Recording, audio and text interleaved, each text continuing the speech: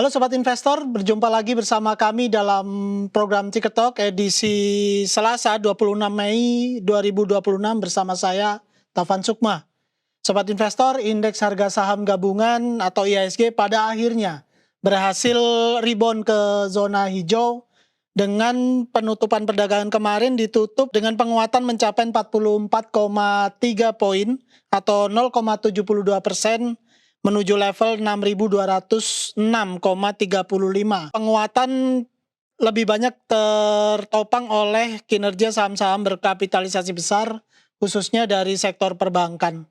Lalu sebenarnya apa yang menjadi titik balik indeks untuk kemudian berhasil comeback gitu ke zona hijau? Lalu kemudian apakah ini akan sementara atau juga memang sudah bisa diharapkan untuk terus naik menjadi menuju level psikologis yang lebih tinggi lagi.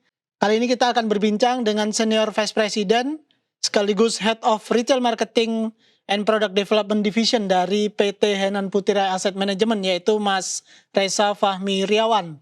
Selamat pagi Mas Reza. Pagi Mas Taufan. Selamat bergabung. Agak seger ya Mas kemarin. Alhamdulillah, akhirnya berhasil rebound nih. Nah, ini langsung saja menurut Mas Reza sendiri, faktor utama yang menjadi penopang indeks untuk kemudian berhasil comeback ke zona hijau ini apa saja, Mas? Oke, tapi mungkin kalau kita juga tidak lupa pembicaraan kita minggu lalu bahwa dengan big cap itu lumayan ya, dan terbukti ya hari ini kalau begitu naik mereka dulu yang naik ya. Jadi rebound IHSG kali ini tuh memang terutama ditopang oleh faktor teknikal sih Mas. Memang sudah oversold, jadi memang harus rebound. Kemudian juga stabilisasi dari sentimen global juga sudah mulai terjadi dan mulai kembalinya minat investor asing secara selektif itu juga sudah ada. Pengumuman FTSI membantu ya memberikan kejelasan positioning dari investor global itu sendiri. Jadi hal itu mulai mengurangi ketidakpastian. Jadi mereka tahu harus ngambil yang mana dan seperti apa. Selain faktor FTSI juga rebound ini juga didukung oleh kombinasi dari sentimen global dan domestik yang mulai membaik tadi kita sampaikan. Dari sisi eksternal stabilisasi yield US Treasury juga tidak lagi naik agresif, meredakan tekanan terhadap aset-aset berisiko.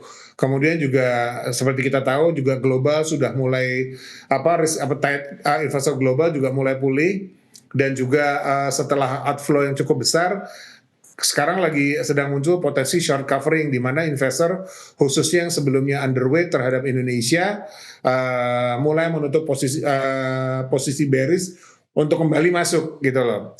Dan hal ini juga sejalan dengan respon terhadap ekspektasi reformasi pasar modal Indonesia terkait transparansi, likuiditas dan free float yang sebelumnya menjadi sorotan global. Tampaknya saat ini sudah mulai pelan-pelan asing masuk. Lagi pula yang terakhir adalah valuasi pasar Indonesia juga menjadi relatif lebih menarik Mas dibandingkan kawasan karena turunnya sudah cukup dalam. Sehingga dengan demikian mungkin tekanan dari rebalancing MSCI dan FTSI yang sebelumnya memicu outflow cenderung mulai reda walaupun efeknya tuh belum sepenuhnya hilang Mas karena arus dana asing itu agak-agak tricky. Jadi keluar maupun masuk itu terjadinya bertahap Mas. Itu yang kita lihat. Baik. Nah ini dengan seperti yang Mas Reza bilang tadi, tekanan dari MSCI, FTSI ini sudah mulai mereda walaupun belum sepenuhnya hilang. Terus kemudian sejumlah sentimen positif mulai kita temui di pasar begitu. Nah ini dengan tren yang menghijaunya indeks ini menurut Mas Reza setidaknya dalam jangka pendek begitu, apakah akan bisa diharapkan terus terjadi atau kemudian seperti biasanya sedikit naik nanti kemudian juga opsi untuk ambil untung tetap tetap membayangi indeks gitu. Seperti apa sepertinya untuk beberapa waktu ke depan Mas? Oke, kami melihat pasar ini masih dalam fase bottoming proses ya Mas. Jadi memang belum dapat dikonfirmasi sebagai titik bottom finalnya di mana. Rebound saat ini tuh lebih bersifat teknikal dan belum sepenuhnya didukung oleh perbaikan fundamental makro ya, pelan-pelan ya Mas. Jadi resiko pelemahan tuh masih terbuka. Apabila terdapat tekanan eksternal misalnya contoh yieldnya global, dolar, kemudian sentimen domestik yang kurang kondusif, itu juga akan membuat sentimen ini akan turun. Jadi peluang naik ada, tapi volatilitasnya juga masih lumayan gitu Mas. Baik, Saat baik. ini tuh kita lihat. Nah, kita ngomongin sentimen domestik nih Mas. Beberapa waktu lalu kan juga sempat heboh atau menjadi perbincangan di kalangan pelaku pasar terkait kebijakan terbaru dari pemerintah yang sentralisasi ekspor atau ekspor satu pintu melalui Danantara Sumber Daya Indonesia. Nah ini menurut Mas Reza sendiri tentu tekanannya akan lebih ke sektor tambang atau sawit ya. Ya, oke. Kebijakan ini memberikan tekanan jangka pendek ya, Mas, karena berpotensi untuk mengganggu mekanisme arus kas dan fleksibilitas dari perdagangan ekspor itu sendiri. Tapi dalam jangka menengah atau panjang, dampaknya akan sangat tergantung terhadap implementasinya, Mas. Jika efisien, dampaknya itu cuma sementara aja. Tapi kalau ternyata menambah biaya dan friksi, maka akan bisa menjadi tekanan struktural. Jadi saat ini kami melihatnya sebagai policy risk yang masih dalam tahap penyesuaian, Mas. Lagi pula kan kemarin ada beberapa juga berita yang menyebutkan bahwa akan di hold lah segala macam. Nah ini memang masih masih dalam tahap penyesuaian, Mas. Gitu kira-kira, Mas. Jadi untuk jangka panjangnya masih akan sangat tergantung untuk kemudian implementasi di lapangannya seperti apa, Baik. apakah sesuai harapan atau juga ada banyak permasalahan yang baru yang muncul gitu ya Mas ya? Iya.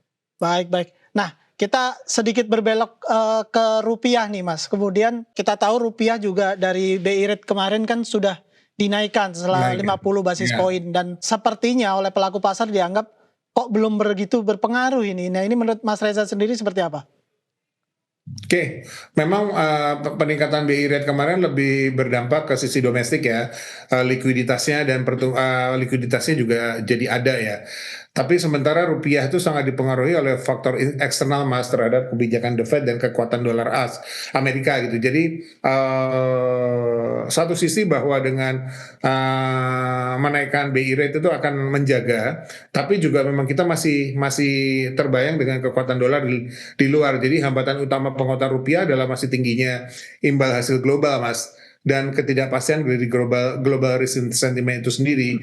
Makanya peningkatan suku bunga itu tidak otomatis menguatkan rupiah secara signifikan, Mas. Masih pelan-pelan berproses gitu, Mas. Jadi bukan karena pendekatannya gagal atau kemudian tidak berjalan Ya, ya, sesuai rencana, bukan. tapi memang faktornya banyak begitu ya Mas ya? Iya, ya. Baik, Tapi baik. langkah ini sudah tepat sih.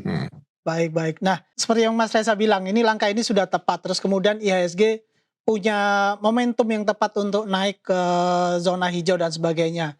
Terakhir, Mas, ada nggak suggest untuk kemudian bagi investor sendiri dengan kondisi pasar yang mulai membaik, terus kemudian ada sejumlah sentimen positif yang bisa dimanfaatkan. Kira-kira yang strategi apa yang tepat bagi investor untuk dijalankan dalam beberapa waktu ke depan begitu? Apakah masih cukup hold on atau ya saatnya borong nih karena udah mau naik ini atau seperti apa? Ya, kalau kami melihatnya kalau di minggu lalu saya masih sampaikan wait and see ya. Ya, Tapi kalau kali ini mungkin kita juga harus sudah mulai bisa untuk melakukan selective accumulation secara bertahap. Memang bukan agresif masuk penuh ya Mas. ya. Jadi atau misalnya sepenuhnya wait and see gitu. Tapi memang mulai selektif untuk mulai masuk pelan-pelan. Jadi mungkin investor fokus pada aset-aset berkualitas dengan fundamental kuat seperti biasa sambil menjaga likuiditas untuk mengantisipasi volatilitas. Jadi pola cash is king masih bagus karena kita harus selalu ready cash di mana pada saat ada pergerakan volatilitas tertentu kita tahu harus ngambil yang mana sehingga kita dapat selalu memanfaatkan momentum. Jadi pendekatan bertahap dan disiplin manajemen resiko ini menjadi kunci Mas di fase pasar yang masih transisional ini Mas. Gitu Mas kurang lebih. Baik, baik. Terima kasih banyak. Ini masukan yang sangat berharga bagi investor setidaknya untuk membuka perdagangan pada pagi hari ini ya Mas. Terima kasih atas analisanya segala yang disampaikan tadi. Semoga bisa jadi masukan lebih bagi investor untuk kedepannya. Terima kasih Mas Reza. Terima kasih sama-sama. Selamat pagi. Iya. Selamat pagi Mas. Demikian Sobat Investor perbincangan kita bersama Senior Vice President sekaligus Head of Retail Marketing and Product Development Division dari PT Henan Putri Asset Management, yaitu Mas Reza Fahmi Riawan. Semoga yang disampaikan tadi bisa menjadi insight lain atau mungkin pertimbangan tambahan bagi sobat investor sekalian dalam menjalankan transaksi perdagangan pada pagi hari ini.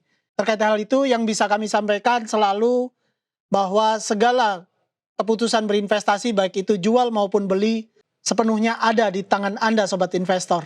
Maka bijaklah dalam berinvestasi.